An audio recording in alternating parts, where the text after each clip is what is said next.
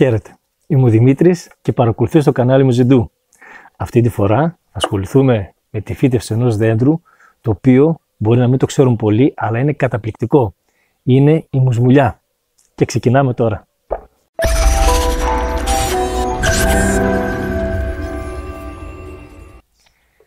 Και αυτός είναι ο καρπός της μουσμουλιάς. Ένας υπέροχος γευστικός καρπός. Όσοι δεν τον έχετε δοκιμάσει, αξίζει να το κάνετε. Λοιπόν, για να ξεκινήσουμε. Έχω μαζέψει εδώ μερικούς καρπούς. Τους βλέπετε. Είναι μεγάλος ο καρπός σε σύγκριση με το φρούτο. Βλέπετε. Πολλά δέντρα, πολλοί καρποί, όταν τους φυτεύουμε από το σπόρο, υπάρχουν διάφορα ποσοστά επιτυχίας. Κάποια έχουν 85%, κάποια 95%, κάποια 50%. Είναι 50-50 αν θα βγάλεις το ίδιο δέντρο. Στη μουσμουλιά έχεις ποσοστό επιτυχίας 100%. Δηλαδή, έτσι και βάλεις το σπόρο της μουσμουλιάς, θα βγάλεις ακριβώς το ίδιο δέντρο. Είναι πραγματικά υπέροχο. Θα το κάνουμε με δύο τρόπους αυτή τη φορά. Ένας, ο πιο απλός από όλους, θα το βάλουμε εδώ μέσα στο χώμα. Έχω κάνει τρύπες από κάτω εννοείται. Και θα πάρουμε και θα φυτέψουμε απλώς μέσα στο χώμα, εδώ όπως βλέπετε, τους καρπούς. 4, θα βάλω 10 εδώ και 10 με μια άλλη μέθοδο θα κάνουμε. 5, 6, 7, 8, 9, 10. Τους βάζω μέσα, τους σκεπάζουμε και μετά ποτίζουμε καλά. Πιο απλά δεν γίνεται. Και άλλη μέθοδος θα τις κάνουμε με τη μέθοδο που τα βάζουμε στο βρεγμένο χαρτί, αφού πρώτα βέβαια τα ξεφλουδίσουμε. Και ξεφλουδίζεται σχετικά εύκολα. Βλέπετε πόσο εύκολα βγαίνει.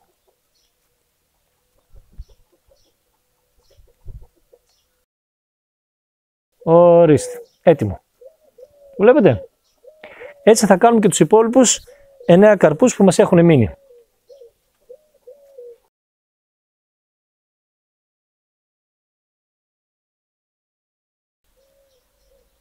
Και έχω τελειώσει και έκανα και το τελευταίο καρπό.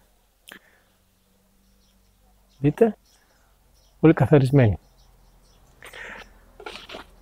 Τώρα, πολύ απλά θα τους βάλουμε εδώ στο χαρτί, θα το βρέξουμε. Βρέξτε το αρκετά, όσο θέλετε. Αρκεί στο τέλος να πατήσετε και να τρέξει το περίσσιο νερό.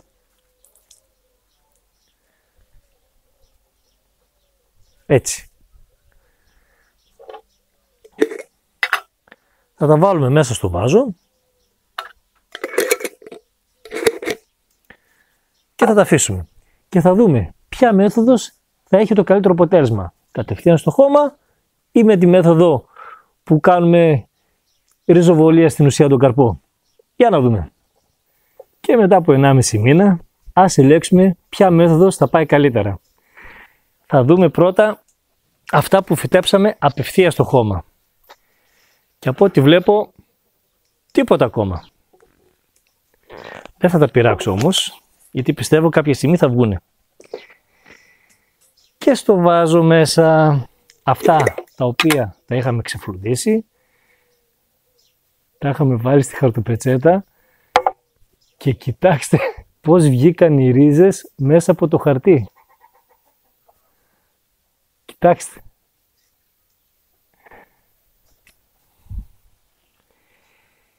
Μέχρι στιγμής αυτή η μέθοδος, που αν προσέξω καλά έχει 100% επιτυχία. Κοιτάξτε τη ρίζα που έκανε. Πάει πολύ καλύτερα. Αυτό που θα κάνω τώρα είναι θα τα βγάλω από το χαρτί και θα τα φυτέψουμε και αυτά στο χώμα.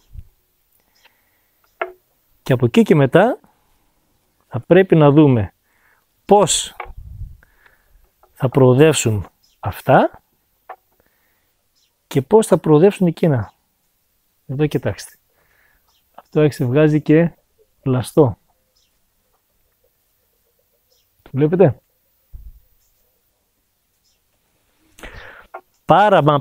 Πάρα πολύ ωραία. Λοιπόν, έχω ετοιμάσει ένα κουβαδάκι και θα τα βάλουμε εδώ μέσα.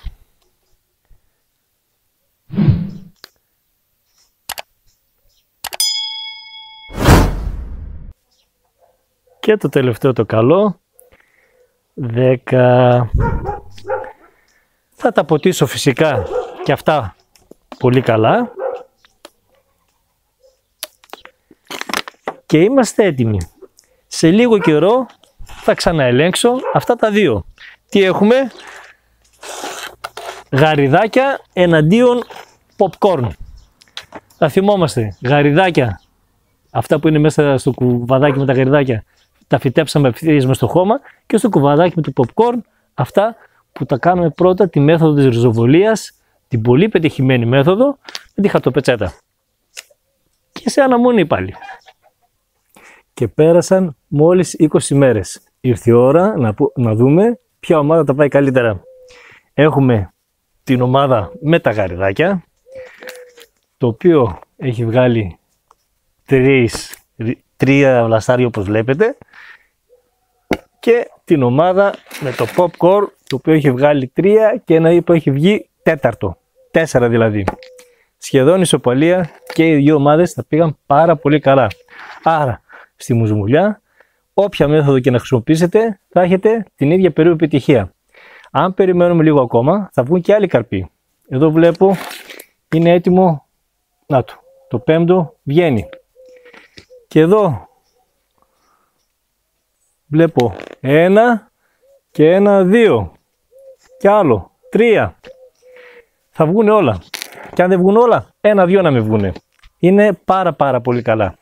Τώρα, αφού φτάσαμε σε αυτό το σημείο, όποιο και να πάρουμε δεν έχει σημασία, θα κάνουμε τη μεταφύτευσή μας. Θα σας δείξω ένα για να δείτε τι θα κάνετε. Τι κάνουμε λοιπόν? Παίρνουμε ένα μπουκάλι, το κόβουμε, ρίχνουμε, ανοίγουμε τρύπες στον πάτο, εδώ πέρα, ρίχνουμε σπασμένο κεραμίδι, βότσαλα, χαλίκι, ό,τι έχει ο καθένας. Το γεμίζουμε με χώμα.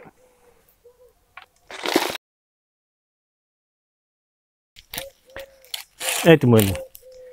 Ανοίγουμε με το χέρι μας ένα λάκκο εδώ πέρα.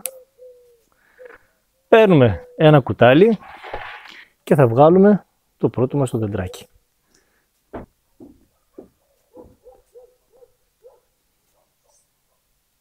Έτσι. Ωραία.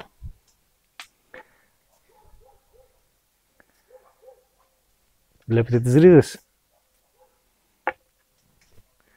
Όπως είναι το βάζουμε εδώ. Θα φέρεσω λίγο χώμα. Εδώ. Το κρατάμε και προσθέτουμε από πάνω.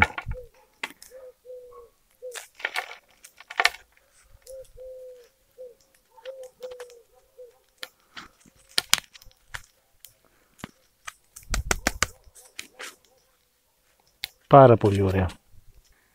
Και θα το ποτίσουμε.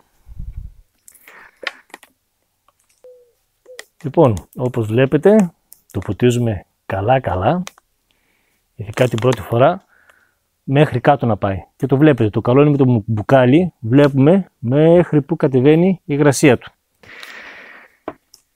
Τώρα που το κάναμε, είναι περίπου μέσα καλοκαιριού. Μπορούμε να το έχουμε έξω φυσικά, θα μεγαλώσει λίγο, αλλά ακόμα δεν είναι έτοιμο για μεταφύτευση σε εξωτερικό χώρο. Θα το κρατήσουμε και μέσα, αν θέλουμε, το χειμώνα ή σε ένα κλειστό χώρο, και αρχές της άνοιξης το φυτεύουμε στο σημείο που επιθυμούμε. Θα έχετε ένα υπέροχο δέντρο, ένα δέντρο αϊθαλές, δεν θα ρίχνει τα φύλλα του. Είναι η πρώτη καρπή που θα γευτείτε, πεντανόστιμη και πολύ ωφέλιμη. Καλή σας επιτυχία!